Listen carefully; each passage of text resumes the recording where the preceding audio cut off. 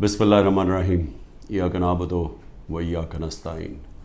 मेरे पाकिस्तानियों, आज IMF के डेलीगेशन से मैंने मीटिंग की और मेरी टीम ने, और इस मीटिंग का मकसद जिस तरह सबको अंदाज़ा होगा, वो मीटिंग का मकसद ये था कि IMF एक 9 महीने के लिए एक प्रोग्राम लेके आ रहा है जिसको स्टैंड बाय एग्रीमेंट कहते हैं। ये क्यों लेके आ रहा है? क्योंकि अगर ये IMF का अब कर्ज़ा जो $3 अरब का इनको नहीं मिलता, तो ये याद रखें कि पाकिस्तान, जो मैं आज से साल पहले कह रहा था, बल्कि 13 महीने पहले मैंने जब कहा, तो मेरे ऊपर इन्होंने कहा गद्दारी का केस करना चाहिए। सारा शोर मच गया कि इमरान खान मुल्क के अंदर एक वो फ़िज़ा बना रहा है जिससे मुल्क की मैशत को नुकसान होगा। मैं ये कह रहा था कि जिस तरह ये हुकूमत जा रही है, पाकिस्तान को डिफ़ॉल्ट का खदशा है। डिफ़ॉल्ट का पहले मतलब समझ ले क्या है। डिफ़ॉल्ट का मतलब ये है कि अगर इनकी अभी पिछले महीने 38% महंगाई थी, पाकिस्तान की तारीख की सबसे ज़्यादा है, तो अगर पाकिस्तान डिफ़ॉल्ट कर जाता है, यानी अपने कर्ज़े वापस नहीं कर सकता, तो ये इससे दुगनी हो जाएगी, ये 60% पे पहुंच जाएगी। बल्कि ये वो जिसको कहते हैं हाइपर इन्फ्लेशन, कि वो आएगी महंगाई पाकिस्तान में कि लोग, यानी एक डबल रोटी लेने के लिए नोटों की थदियाँ ले जानी पड़ेंगी, यानी जिसको हाइपर इन्फ्लेशन कहते हैं। उससे कमज़ोर तो बिल्कुल ही पिस जाता है ना। तनख्वाहदार तबका जो आज बड़े बुरे हालात में है, इससे बहुत दुगने बुरे हालात होते हैं अगर डिफ़ॉल्ट करता है। और सिर्फ फ़ायदा किन को होता है? जिन्होंने डॉलर में पैसा रखा हुआ है, जो मुल्क से बाहर हैं। ये जो लोग ऊपर आज हुकूमत कर रहे हैं, जिनके सारे पैसे बाहर पड़े हुए हैं, अरबों डॉलर बाहर पड़ा है, इनको तो कोई फ़र्क नहीं पड़ेगा, लेकिन पाकिस्तान के अंदर लोग पिस जाएंगे। तो लिहाजा हमने फिर IMF को हमने कहा कि ठीक है, हम इसको, आपकी ये जो स्टैंड बाय एग्रीमेंट है, ये तब तक एंडोर्स करते हैं जब तक इलेक्शन हो के एक नई गवर्नमेंट नहीं आती। जो नई गवर्नमेंट आएगी, ज़ाहिर है वो अपना फिर से अपने प्रोग्राम के तहत IMF से बातचीत करेगी। लेकिन सिर्फ मैं एक चीज़ कहना चाहता हूँ आज, कि यही जब हमें मुश्किल पड़ी थी FATF के ऊपर, FATF की हमें ब्लैक लिस्ट पे हमें खदशा था कि हमें डालने लगे हैं। हमें पार्लियामेंट के अंदर एक कानून पास करना था। तो जब हमने ऑपोजिशन को कानून पास करने का कहा, क्योंकि अगर ब्लैक लिस्ट पे आ जाए तो वो भी पाकिस्तान में सैंक्शंस लग जाती हैं, वो फिर वही हालात बनने शुरू हो जाते हैं जो कि एक डिफ़ॉल्ट से होते हैं, यानी फाइनेंसिंग ख़त्म हो जाती है बाहर से, उस चीज़ें महंगी हो जाती है, महंगाई होती है, गुर्बत बढ़ जाती है। तो उससे बचने के लिए हमने वो लेजिस्लेशन पास कर रही थी असेंबली में। तो जब हमने ये PDM के लोगों को कहा कि ये हमारी मदद करें ये लेजिस्लेशन पास करने में, तो इन्होंने आगे से कहा कि पहले हमें NRO दो, नैब के अंदर चेंजेस लेके आओ, जो हमारे ऊपर पहले इनके दौर के जो करप्शन के केसेस थे वो माफ़ करो, और अगर वो आप नहीं करेंगे तो हम आपके साथ नहीं देंगे। और हमने वो NRO नहीं दिया, इन्होंने साथ नहीं दिया। इसके बावजूद हमने फिर वो, अल्लाह का करम है कि हम वो लेजिस्लेशन पास कर गए, और आज जो FATF से निकले हैं वो बहुत बड़ी चीज़ थी, वो जो हमने कानून पास किया था। तो मैं सिर्फ ये कहना चाहता हूँ कि आपको सिर्फ फ़र्क पता चल जाना चाहिए कि ये वो लोग थे जो अपनी करप्शन के लिए हमें ब्लैकमेल कर रहे थे, करप्शन बचाने के लिए। आज ये हालात हैं जब हम इनकी मदद कर रहे हैं, क्योंकि हम IMF को क्यों चाहिए कि हमारी मदद क्यों चाहिए? उन्हें पता है कि आगे केयरटेकर गवर्नमेंट आ रही है, इलेक्शन जब आएंगे केयरटेकर गवर्नमेंट ये नहीं कर सकती, तो उनको चाहिए कि सारी पार्टीज़ का कंसेंसस चाहिए। हम सिर्फ मदद पाकिस्तान के लिए कर रहे हैं, जबकि 10,000 हमारे कारकुन जेलों में। आज जो हमारी इकोनॉमिक टीम थी वो सारी अंडरग्राउंड है, उनको इकट्ठा किया, जूम के ऊपर लिया। मेरे ऊपर 180 केसेस बन चुके हैं। सारी सीनियर लीडरशिप की यहाँ अंदर है केसेस हैं, और जो बाहर निकलती हैं तो उनको कहते हैं कि जी पहले का पार्टी छोड़ोगे, नहीं तो हम आपको अंदर रखेंगे। जो हमारे लीडरशिप जेल में है उनके ऊपर इंतहा किस्म का پریشر ڈالا جا رہا ہے. جو بھی گلگت بلتستان کے اندر جو ڈرامہ کیا گیا ہے, آپ یہ سوچیں کہ جو ممبرز کے اوپر انہوں نے پریشر ڈالا, ہمارے پاس تو نمبر پورے تھے, پہلے پارلیمنٹ کے اندر گھسنے نہیں دیا, اب اس کے بعد ایک ایک ممبر کے اوپر پریشر ڈالا ہے, وہی کرنے جا رہے ہیں جو کہ انہوں نے آزاد کشمیر میں کیا تھا. تو ایک طرف تو یہ ہو رہا ہے, اور اس کے باوجود ہم آج کیونکہ ہمارے ملک کو نقصان نہ ہو, ہم نے یہ فیصلہ کیا ہے کہ ہم اس اسٹینڈ بائی ایگریمنٹ کو بیکنگ دیتے ہیں تب تک جب تک الیکشن نہیں ہوتی. اب اس میں دو اور چیزیں تھیں. میں نے آئی ایم ایف کے جو امریکہ سے جو ہیڈ تھے, ان سے جو میں بات کر رہا تھا, ان کو میں نے ایک چیز سمجھائی کہ میں نے کہا جب تک اس ملک میں پولیٹیکل سٹیبلٹی نہیں آتی, سیاسی استحکام نہیں آتا, تو یہ جس طرح یہ ملک چل رہا ہے, یہ اب تھوڑی دیر اگر آپ 3 ارب دے بھی دیں گے اور 3 ارب ڈالر کی دینے میں تھوڑے سے اور ڈالرز بھی 5-6 ارب ڈالر اور بھی آ جائیں گے, تو یہ تو کینسر کا علاج ڈسپرن سے ہو رہا ہے. جو کینسر ہے وہ پھیلتی جا رہی ہے, اور کینسر کیا ہے کہ ملک میں سیاسی استحکام ہی نہیں ہے. اور وہ کیوں نہیں ہے؟ کیونکہ یہ سب پارٹیز نے مل کے اور ساتھ اسٹیبلشمنٹ, کیونکہ تحریک انصاف اقتدار میں نہ آئے, الیکشن تب کروائیں گے جب یہ سمجھتے ہیں کہ پارٹی تحریک انصاف الیکشن نہیں لڑ سکے گی. جب ان کو اوپر اتنا دباؤ ڈالیں گے, اس کو اس طرح کرش کریں گے کہ جب وہ بالکل الیکشن نہیں لڑ سکے گی تب الیکشن کروائیں گے. میں آج اپنی قوم کے سامنے کہنا چاہتا ہوں کہ یہ جب سے رجیم چینج ہوا ہے, جب سے ہماری گورنمنٹ گرائی ہے, تب سے کوشش کر رہے ہیں پارٹی کو ختم کرنے کی. اور کوئی ان کو جو سب اوپر پاور میں بیٹھ کے تحریک انصاف کو ختم کرنے کی کوشش کر رہے ہیں, ان کو کوئی ملک کی فکر نہیں ہے. انہوں نے جو پاکستان کی معیشت سے کیا, میں آپ کو پھر کہتا ہوں دشمن بھی نہ کریں.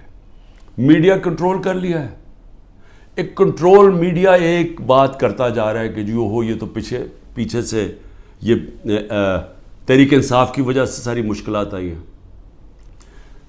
پھر سے میں کہتا ہوں کہ ہر سال شائع ہوتا ہے اکنامک سروے آف پاکستان. ذرا اکنامک سروے آف پاکستان میں دیکھ تو لیں کہ بینکرپٹ گورنمنٹ 2018 میں ملی, اور کرونا کے باوجود کیسے اس 6% پاکستان کی معیشت آگے بڑھ رہی تھی, گروتھ ریٹ تھی. 2 آخری سالوں میں جو ایوریج تھی وہ 6% تھی. تو کتنی دفعہ پاکستان کی معیشت اتنی تیزی سے اوپر گئی ہے. انڈسٹری بڑھ رہی تھی, دولت میں اضافہ تھا, پر کیپٹا انکم بن رہی تھی, ٹیکس بڑھ رہے تھے, ایکسپورٹس بڑھ رہی تھیں, ریمیٹنسز بڑھ رہی تھیں. تو جب ایک ملک ترقی کر رہا تھا, اس گورنمنٹ کو گرا کے جس کو لے کے آئے ہیں, انہوں نے کیا ہے؟ انہوں نے ان کی جو پالیسیز تھیں, اور یہ ہمیشہ یہ ملک بینکرپٹ چھوڑ کے گئے ہیں. 99 میں بھی جب یہ نون لیگ گئی ملک بینکرپٹ تھا, 2018 میں بھی بینکرپٹ کر کے گئے, اور پھر آتے ساتھ ہی ایک اکانومی جو چل رہی تھی اس کو بینکرپٹ کر دیا. انہوں نے کیا؟ انہوں نے پہلے بھی جب ایکسچینج ریٹ کو زبردستی روک دیا جب 2018 میں, تو ایکسپورٹس گر گئیں. انہوں نے روپے کو جب اوپر رکھا جو اس کی مارکیٹ ویلیو نہیں تھی, تو اسے ہوا کیا؟ امپورٹ سستی ہو گئی, ایکسپورٹس مہنگی ہو گئی, ایکسپورٹس گر گئی. جب ایکسپورٹس گریں ڈالر کی جب 3 گنا زیادہ جب امپورٹس ہو جائیں ایکسپورٹس کی, تو وہ ملک کیسے آگے ترقی کر سکتا ہے؟ تو تب بھی انہوں نے یہی کیا. اس بار آتے ساتھ ہی انہوں نے یہ نون لیگ نے پھر وہ کیا, روک دیا اس کو روپے کو گرنے سے. لیکن مصنوعی طور پہ جب آپ روکتے ہیں, اس کا کیا ہوا کہ ریمیٹنسز گرنی شروع ہو گئی, ایکسپورٹس گرنی شروع ہو گئی. پھر را مٹیریلز جو امپورٹ کرتے ہیں ہم انڈسٹری کے لیے, اس کو بند کر دیا. انڈسٹری نیچے جانی شروع ہو گئی, ٹیکس کلیکشن نیچے جانی شروع ہو گئی. 3 ارب ڈالر کا ہمیں مل رہا ہے اس وقت آئی ایم ایف سے اسٹینڈ بائی ایگریمنٹ پہ جو پیسہ آئے گا. 7 ارب ڈالر صرف 1 سال میں پاکستان کو نقصان ہوا ہے ایکسپورٹس کی کمی میں اور ریمیٹنسز کی کمی میں. ریمیٹنسز کی کمی میں کیوں ہوا؟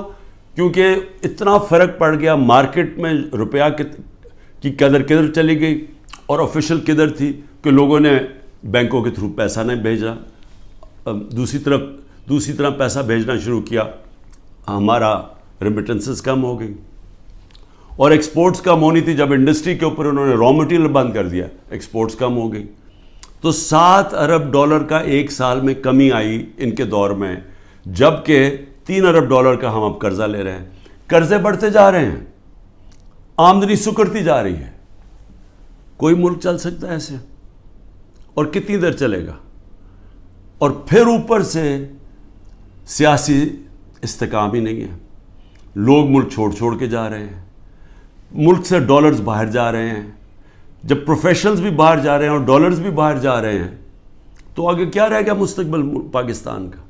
اس لیے ہم نے IMF کو بھی سمجھایا، میں نے اس کو سمجھایا. میں نے کہا دیکھو، جب تک فری اینڈ فیئر الیکشنز نہیں ہوں گے یہ ملک اب یہاں سیاسی استحکام نہیں آئے گا اور اکانومی ٹھیک نہیں ہونے لگی. لیکن بدقسمتی کیا ہے کہ حکومت دوسرے، یہ جو پالیسیز ہیں جو پاور میں بیٹھے ہیں وہ دوسری طرف جا رہے ہیں. بجائے صاف اور شفاف الیکشن کروا کے ایک سیاسی استحکام آئے، ایک ایسی حکومت آئے جو پبلک کی ووٹ سے آئے، پبلک کے مینڈیٹ سے آئے، 5 سال کے لیے آئے، وہ پھر مشکل فیصلے کرے. مشکل فیصلے کا مطلب اصلاحات کرے. اصلاحات تب ہوتی ہیں ملک میں جب پبلک ایک گورنمنٹ کے ساتھ کھڑی ہو، اعتماد رکھیں گورنمنٹ میں، تب مشکل فیصلے ہوتے ہیں. جب وہ گورنمنٹ ان کو کہے کہ یہ ہم اس ملک میں سرجری کر رہے ہیں، یہ ہم اصلاحات کر رہے ہیں، آپ کو شروع میں تکلیف ہوگی لیکن بعد میں آپ کے حالات بہتر ہو جائیں گے. لیکن وہ گورنمنٹ کر سکتی ہے جس کو پبلک اس پہ اعتماد رکھے. اب ان کے اوپر کس نے اعتماد رکھنا ہے؟ کیونکہ جو انہوں نے کہا کہ جی میں 200 سے کم روپیہ کروں گا، آتے ساتھ اس نے کہا ڈالر کم کروں گا، پہلے تو کہا 100 سے کم کروں گا، یہ سارے انہوں نے نعرے مارتے رہے. ہم مہنگائی کم کریں گے، مہنگائی بھی تاریخی، روپیہ بھی تاریخی طور پہ نیچے گرا. اس کے علاوہ جو انہوں نے وعدے کیے سب کے سامنے ہیں کہ کدھر کھڑے ہیں، لوگوں کے آج حالات کیا ہے. تو اب ان کے اوپر تو اعتماد آنے نہیں لگا. جو کوشش کی جا رہی ہے انجینئرنگ کی، وہ یہ لوگ پھر واپس آ جائیں گے. تحریک انصاف کو کوشش کی جا رہی ہے کہ اس کو ختم کیا جائے. تو اس سے تو سیاسی استحکام نہیں آنے لگا اور اس سے تو آگے کوئی ملک کا مستقبل ہی نظر آ رہا. تو لہٰذا ہم نے ان کو یہ ضرور کہا کہ دیکھیں جو آئین کہتا ہے، آئین کے مطابق الیکشن کروائے جائیں. آئین جو فنڈامنٹل رائٹس، بنیادی حقوق کی حفاظت کرتا ہے، وہ اس کو امپلیمنٹ کیا جائے. کیونکہ آپ صرف اگر پیسے دے ہی دیں گے، پھر سے میں کہہ رہا ہوں کینسر کا علاج ڈسپلن سے ہوگا، تھوڑی دیر کے لیے فائدہ ہو جائے گا. کینسر تو پھیلتی جا رہی ہے.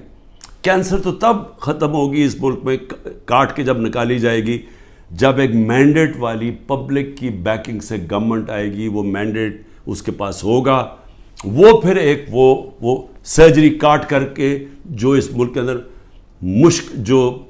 جو غلط چیزیں آ گئی ہیں، جو ہماری ملک کے اندر اصلاحات چاہیے ہیں، جو مشکل فیصلے چاہیے ہیں، جو رول آف لا، قانون کی بالادستی قائم کریں تاکہ ملک میں باہر سے انویسٹمنٹ آئے، سرمایہ کاری ہوگی تو دولت کے اندر اضافہ ہوگا. وہ دولت میں اضافہ ہوگا تو ٹیکس، یہ جو قرضے واپس کریں گے. وہ دولت میں اضافہ تو ہونے نہیں لگا اگر یہ جو آج جنگل کا قانون ہے. تو وہ سب کچھ اکٹھا جاتا ہے. سیاسی استحکام، اس کے بعد اصلاحات میں سب سے پہلی اصلاحات رول آف لا، قانون کی حکمرانی. یہ جو جنگل کا قانون ہے یہ ختم کیا جائے، اور اس کے بعد پھر سرمایہ کاری ہو، اور اس کے بعد اس ملک کے اندر دولت میں اضافہ ہو، اور اس کے بعد ہم اپنے قرضے واپس کریں اور خوشحالی آئے پاکستان میں، لوگوں کو نوکریاں ملیں، بے روزگاری ختم ہو، دولت میں اضافہ، لوگوں کو باہر نہ جانا پڑے. تو وہ تو شروع ہوگا صاف اور شفاف الیکشن سے. اور مجھے جو افسوس ہے اس وقت اور خوف آ رہا ہے کہ ابھی تک جو پر اقتدار میں بیٹھے ہوئے ہیں ان کا کوئی اور پلان بنا ہوا ہے، اور وہ جو پلان ہے وہ پاکستان کو تباہی کی طرف لے کے جا رہا ہے. آخر میں ہم نے IMF کو یہ بھی کہا کہ اس وقت ہمارا جو کمزور طبقہ ہے شدید مشکلات میں ہے، اور اس وقت یہ جو پروگرام آپ دیں اس کے اندر ان کا خاص دھیان رکھا جائے. صحت کارڈ کو کئی کی جگہ ختم کیا جا رہا ہے. یہ ایک اتنی بڑی نعمت ہے غریب لوگوں کے لیے, مڈل کلاسز کے لیے, سفید پوش کے لیے, کہ اتنی مہنگائی کے اندر کم از کم ان کا علاج وہ جائیں تو کم از کم وہ جو ہمارا صحت کارڈ کہ 10 لاکھ روپے تک ان کو کسی بھی ہسپتال میں علاج ملنا چاہیے, اس کو رول بیک کیا جا رہا ہے. اور دوسری چیز ٹارگٹ سبسڈی جو ہم لانے لگے تھے, کہ بجائے آپ سبسڈائز ایسے کریں کہ پٹرول وہ عمران خان بھی اتنی قیمت کا خریدے اور ایک بیچارہ غریب آدمی بھی اتنے خریدے یا رکشہ والا بھی, ایسا نہیں ہونا چاہیے. ٹارگٹ سبسڈی ہونی چاہیے, جو ہمارا پلان بنا ہوا تھا اور ہم پوری تیار کیا ہوا تھا کہ ہر طبقے کے لیے جو نچلا طبقہ ہے اس کی حفاظت کی جائے, اور جو پیسے والے لوگ ہیں وہ اتنا جو پیسے دے سکتے ہیں وہ پوری قیمت دیں. لیکن اگر آپ کم قیمت کریں گے تو سب کے لیے وہ قیمت نہ ہو. نچلے طبقے کو سستی دیں اور جو پیسے دے سکتے ہیں وہ پوری قیمت دیں, جو ساری دنیا میں ہوتا ہے. یہ پلان بھی بڑا ضروری ہے نچلے طبقے کو موجودہ مہنگائی سے ان کی حفاظت کرنے کے لیے. یہ بھی ہم نے اپنی بات کی ہے, ہوتا یا نہیں میں نہیں جانتا. آخر میں صرف اپنے پاکستانیوں کو کہنا چاہتا ہوں کہ دیکھیں, آپ سب کے لیے بڑا ضروری ہے سمجھنا. آپ یاد رکھیں کہ اگر یہ پولیٹیکل انجینئرنگ کے تحت اسی طرح ایک فراڈلنٹ الیکشن سے, جس طرح کی یہ سندھ میں ابھی الیکشن کرواتے ہیں, اگر اس طرح کے الیکشن سے یہی لوگوں کو واپس لے کے آنا ہے اور ملک کی سب سے بڑی جماعت کو کونے پہ لگانا ہے, ختم کرنے کی جو کوشش کی جا رہی ہے, اس سے سب سے بڑا نقصان پاکستان کی عوام کو ہے. اور 14 مہینے میں جو نقصان ہو چکا ہے, یہ مزید اور زیادہ نقصان ہوگا. یہ برداشت کر سکتی ہے قوم یا نہیں؟ میرے خیال میں یہ نہیں کر سکتی. میرے خیال میں یہاں ایک ایسا حالات ہو جائیں گے جو سب کے ہاتھ سے باہر نکل جائیں گے, جیسے سری لنکا میں حالات ہو گئے تھے. اور عجیب چیز سن رہی ہے کہ سری لنکا کے آج ہمارے سے بہتر حالات ہو گئے ہیں. یہ بھی آپ کو دھچکا لگے گا سن کے. پاکستان پائندہ باد.